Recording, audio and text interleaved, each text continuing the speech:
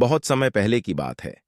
एक शांत जंगल में एक जादुई हिरण रहता था, जिसकी चमकती हुई चांदनी वाली फर की वजह से वह किसी को भी एक इच्छा पूरी करने का शक्ति देता था। इस जादुई हिरण की खबर बहुत दूर तक पहुंच गई, जो एक पास के गांव तक पहुंची।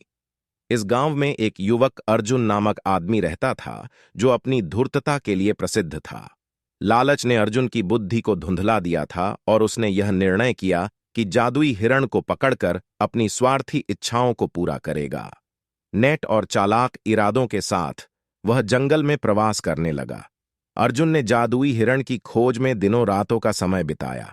अंत में उसने चंदनी वाले आसमान के नीचे आराम करते हुए हिरण को देखा।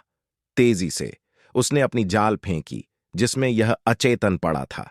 हिरण, हालांकि पकड़ा गया, एक कोमल आवाज के साथ बोला, मैं तुम्हें एक इच्छा पूरी करूंगा, पर ध्यान रखो, धीरज और सहनशीलता का चयन करो। अर्जुन अपनी इच्छाओं से मोहित भविष्य की भूल कर बैठा। तत्काल उसका वातावरण बदल गया। उसने अपने आसपास सोने से भरे महल में पाया और यहां उसे मणियों से सजीव था। हालांकि यह नई धनवानी उसे वह सुख नहीं लाई जो उसने अपेक्षित किया था।